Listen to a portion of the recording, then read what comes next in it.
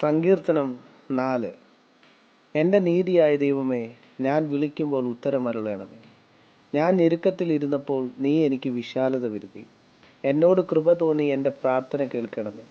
പുരുഷന്മാരെ, നിങ്ങൾ എത്രത്തോളം എൻ്റെ മാനത്തെ നിന്നയാക്കി. മായയെ ഇച്ഛിച്ച് വ്യാജത്തെ അന്വേഷിക്കും. യഹോവ ഭക്തനെ തനിക്ക് വേർതിരിച്ചിരിക്കുന്നു എന്നറിയുവീൻ. ഞാൻ യഹോവയെ വിളിച്ചപേക്ഷിക്കുമ്പോൾ അവൻ കേൾക്കും. നടുങ്ങുവീൻ, പാപം ചെയ്യാതിരിക്കുവീൻ. നിങ്ങളുടെ കിടക്കമേൽ ഹൃദയത്തിൽ ധ്യാനിച്ച് മൗനമായിരിക്കുവീൻ. നീതിയാഗങ്ങളെ അർപ്പിക്കുവീൻ. യഹോവയിൽ ആശ്രയം വയ്ക്കുവീൻ.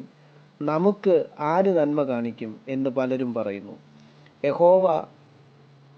യഹോവേ, നിന്റെ മുഖപ്രകാശം ഞങ്ങളുടെ മേൽ ഉദിപ്പിക്കണമേ.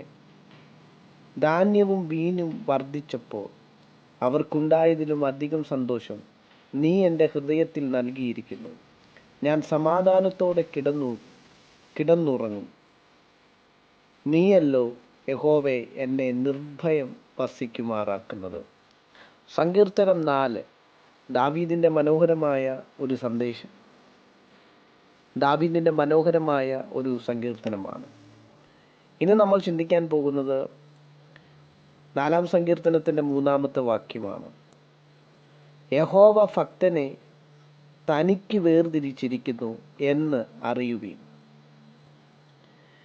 ദൈവം തൻ്റെ ഭക്തനെ ദൈവത്തിനു വേണ്ടി വേർതിരിച്ചിരിക്കുന്നു എന്നറിയുവീൻ എന്ന ഒരു ഓർമ്മപ്പെടുത്തലാണ് ദാവീദിൻ്റെ ഭാഗത്തു നിന്നും ഈ സങ്കീർത്തനത്തിൽ നമുക്ക് കാണാൻ സാധിക്കുന്നത്. ദൈവം സംസാരിക്കേണ്ട സ്ഥലത്ത് ദൈവത്തിന് വേണ്ടി സംസാരിക്കുവാൻ, ദൈവം പ്രവർത്തിക്കേണ്ട സമയത്ത് ദൈവത്തിന് വേണ്ടി പ്രവർത്തിക്കുവാൻ, ദൈവം എല്ലാ കാലഘട്ടത്തിലും തൻ്റെ ഭക്തന്മാരായ ചിലരെ ദൈവം വേർതിരിച്ചിരിക്കുന്നത് നമുക്ക് കാണാൻ സാധിക്കും.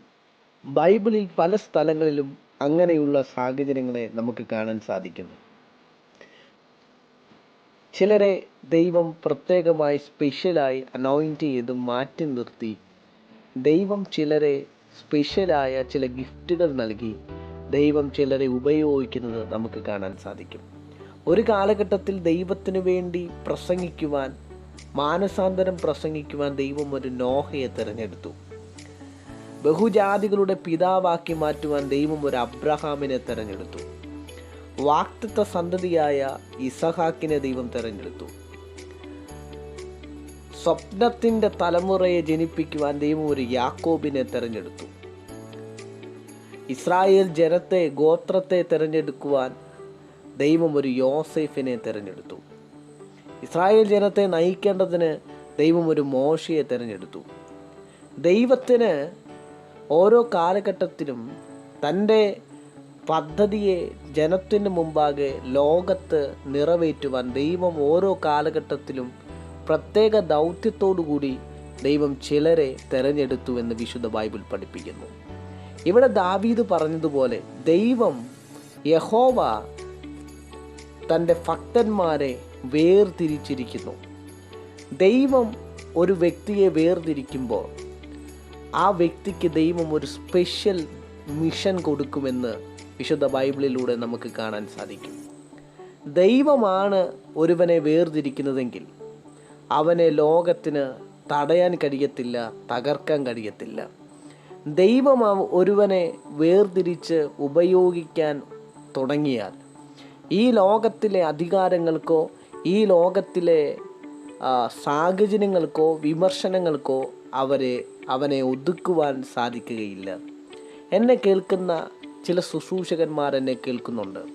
പഴയ നിയമത്തിൽ ദൈവം ഓരോ കാലഘട്ടത്തിലും ദൈവം ഉപയോഗിച്ചു. ഓരോ കാലഘട്ടത്തിലും ദൈവം ഓരോരുത്തരെ ദൈവം ഉപയോഗിച്ചു. എന്നാൽ പുതിയ നിയമത്തിൽ അങ്ങനെയല്ല. പുതിയ നിയമത്തിൽ വിശ്വസിക്കുന്ന സകലരെയും ദൈവം തൻ്റെ ദൗത്യത്തിന് വേണ്ടി ഉപയോഗിക്കുകയാണ്. കുറച്ചുകൂടെ പറഞ്ഞു കഴിഞ്ഞാൽ സഭയെ, നാം ഓരോരുത്തരുമാകുന്ന സഭയെ ദൈവം തൻ്റെ ദൗത്യത്തിന് വേണ്ടി തിരഞ്ഞെടുത്തിരിക്കുന്നു. അതുകൊണ്ട് തന്നെ ഈ ദിവസങ്ങളിൽ നിങ്ങൾ മനസ്സിലാക്കേണ്ടുന്ന കാര്യം, നമ്മൾ വേർതിരിക്കപ്പെട്ടവരാണ്. നമ്മൾ പോകുന്ന എല്ലാ സ്ഥലങ്ങളിലും നമ്മുടെ മേൽ ദൈവം തന്നിരിക്കുന്ന അഭിഷേകത്തിൻ്റെ വർധനവ് വെളിപ്പെടട്ടെ. ചില ദൗത്യങ്ങൾക്ക് വേണ്ടി ദൈവം എഴുന്നേൽപ്പിച്ചിരിക്കുകയാണ് നമ്മെ ഓരോരുത്തരെയും.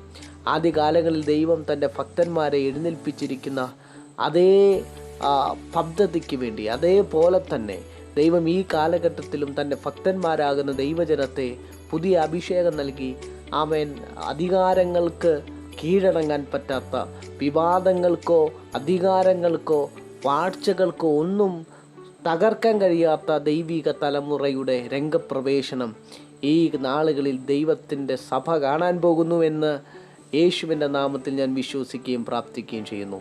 ഈ പ്രഭാത സന്ദേശം നിങ്ങളെ ദൈവം ബലപ്പെടുത്തട്ടെ. ആമേൻ.